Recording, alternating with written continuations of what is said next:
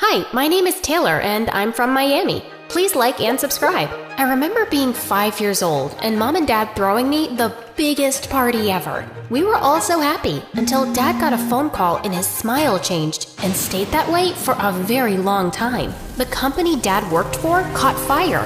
From there onwards, our entire lives started going downhill, and sometimes I felt he blamed me. Once when I was 10 and we took a walk through the park, I saw the ice cream truck and ran to it. And Dad immediately pulled me back and said the most hurtful thing ever. "You know I don't have enough for ice cream, so please ask before you just run to things. We're already in enough debt because of that stupid birthday party we had for you." I stood looking at him with tears in my eyes, and he didn't even care. Then suddenly, this girl tapped me on my shoulder. "You can have some of my ice cream." She had the prettiest smile. "Thank you so much. You're so sweet." She introduced herself as Lisa and she was new in town. We immediately became best friends, but little did I know that Lisa had a crazy side to her. Once when we were in 5th grade, she stole the answer papers for a big test, and because she was my best friend, the principal called me in for questioning as well. I was so mad at her. "Lisa, what you did was wrong. Now everybody thinks I'm a bad kid." "I'm so sorry, Taylor. It's just that I really struggle with studying. Please forgive me." "Fine. I'll still be your friend on one condition. We study together." We used to study at my house all the time. And then when I was in 7th grade, I asked to see her house for a change. Lisa tried coming up with so many excuses, but I found it strange that she knew everything about my life, but I knew nothing about her life. So, when we were in the 8th grade, I insisted that we study at her house. Her house was average size like mine, but her mom was a monster. When I entered her house, I saw her mom and she was ugly. I couldn't believe she gave birth to a pretty girl like Lisa. "No shoes allowed inside the house." Lisa immediately ran down and fetched me, and we ran back up and shut the door. Her room was so neat, like nothing was out of place. "I'm sorry about my mom. She's a bit of a neat freak. I stay in my room most of the time to stay out of everybody's way." I felt so sorry for Lisa. No wonder she's always getting into trouble. Her home is so scary to live in. After that day, I told her she could come to my house whenever she felt like it. But little did I know, that was a mistake. This one time when I was in 10th grade, I entered my house with Lisa and my parents were having an argument. "What are we gonna do? The bank gives us less than a month to pay or else we have to move out? Where will we go?" "I don't know. We could ask your brother for help." I couldn't handle this, so I ran out of the house with Lisa behind me. "Taylor, wait!" My mind and heart were racing as I ran through a nearby forest. I froze and Lisa bumped into my back. "Shh, we have to hide." There was a boy digging a hole in the ground, so I quickly pulled Lisa and hid behind a big oak tree. "What's going on?" "I don't know. Looks like he's digging a hole." The boy had a hoodie on, so we couldn't see his face. And then we saw him place a big bag in the hole. Lisa kept bumping her head into mine to take a closer look, and then stepped onto a stick, which made the boy look our way. We both held hands tightly with our hearts racing, hoping he didn't see us. He didn't, because after a couple of seconds, he left. "Okay, we can go now." "Let's go see what he put in the hole." "Lisa, no. What if he comes back?" She didn't hear a word I said and went skipping to the spot where the suitcase was buried, and then started digging with her hands. "This is none of our business. I think we should go." "What if we find a body in the suitcase? We could be heroes and on the news." "How can a body fit in such a small bag?" Lisa had such a wild imagination. I wish I had her courage sometimes, but this time, she was out of hand. Eventually, she got to the bag, and when she opened it, our mouths dropped. The bag was filled with money. "Oh my God, we are rich!" "No, we have to put it back."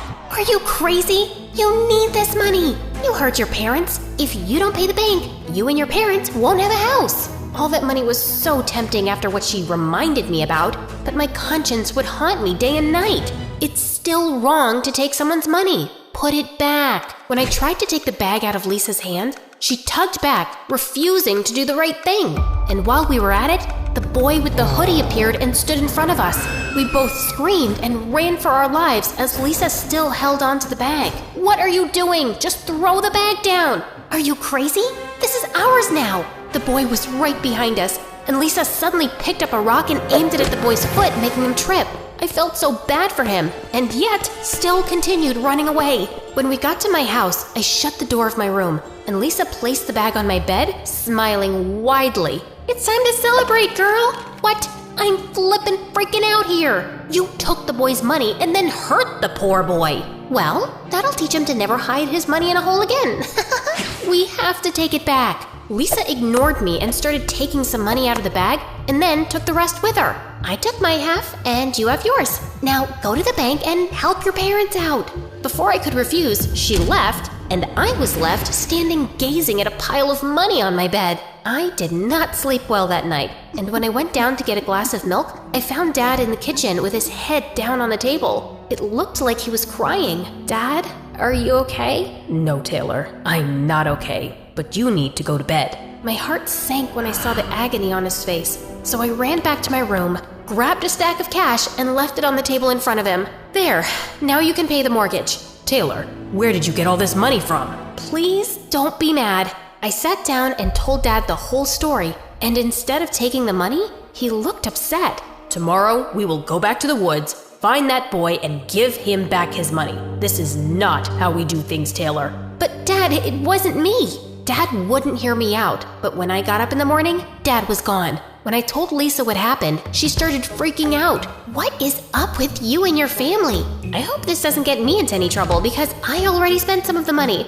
As you can see, I'm all Gucci covered." He's not gonna get you into trouble, but he's right. We should give... While I was explaining to Lisa, her eyes widened, and when I looked behind me, the boy with the hoodie was in our school. How did you get through the gates?" "I go to this school. Now give me back what you stole." "We don't know what you're talking about, and we've never seen you before in our life." "If you don't give me back that bag, I'm gonna make your lives a living nightmare." Lisa pushed past him, and I walked nervously behind her. She didn't feel an ounce of guilt, but all that changed when we went out for recess and found both our lockers on fire. "Oh my God, Lisa, we have to give back that boy's money." "No way, I'm telling the principal. There should be a CCTV camera for this." The school tried looking at the cameras, but it was all blank. And as we walked home after school, the boy stood in front of us looking like a freaking creep from a horror movie. "Don't be scared of him, Taylor. He's just a kid. Why don't we just give him back the money and then he'll leave us alone?" "You should listen to your friend." But instead, she pushed him and he flung out a bottle of skunk juice and threw it all over her. She screamed and ran home crying. "I'll get you your money back. Just give me some time." "Fine, but if I don't have it by tomorrow morning, you don't want to know what's next." When I got home, I found Mom and Dad smiling and looking cheerful. "Hey, Taylor, you saved us from losing the house." "What are you talking about?" "Well, I know I gave you a lecture last night, but after you went to bed, I spoke to your mom and she suggested that we pay off our debts and then save up again to pay back the boy in the forest." "No, you don't understand. The boy is in my school, and Lisa and I have to pay him back." My parents came with me to school the next day to speak to the boy, but he never came to school. We tried the next day as well, and he still wasn't around. So I took my parents to the forest, and we walked for miles, looking for a cabin or a house, but there was nothing. It was like this boy just vanished. Lisa was over the moon, and soon after, when we were in 11th grade, she started acting very strange towards me. Like this one time, while she was standing in line at the cafeteria and I approached her from behind, she just shrieked. "Gosh, Taylor, you don't need to frighten people like that. It's really not funny." "Calm down, Lisa. What's gotten into you?" "Just wait for me at the table." I felt a little taken aback, but I did as she said. And while we were eating lunch, she kept looking behind her. "Are you gonna tell me what's wrong?" "Listen, I think I'm just gonna sit at the library during my lunch from now on." "Okay, I don't mind the library." "No, I want to be there by myself." After that, she just got up and left. And when I tried reaching out to her again after school, she just pushed me so hard that I injured my arm. And she didn't even care. "I told you to stay away from me. Have you lost your mind or something? My arm is injured." "Well, go tell that to someone who cares." Lisa's actions made no sense. I wanted to be angry with her, but we had such a deep history. It was really hard for me to just leave her like that.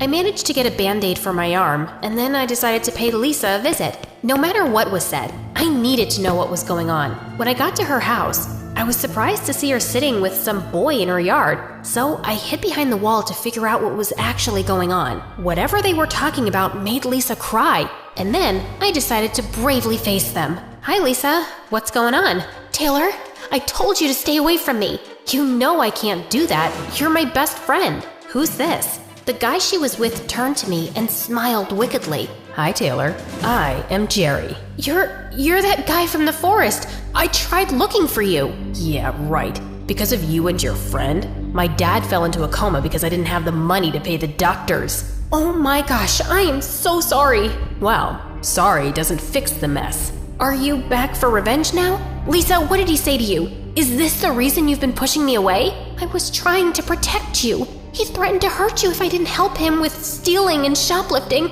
I told him we weren't friends anymore, and I had to act like it in case he was watching us. Jerry suddenly grabbed me and Lisa started screaming. Take me instead, please, leave her alone. I'm the one who insisted on taking the money, please. Too late. Now, you will never see your friend again. You better not follow us or tell anyone. I tried to kick him, but he was too strong. He took me to a part of the forest I had never been to before, and into a neatly built house. If you let me go, I'll try and get back all your money.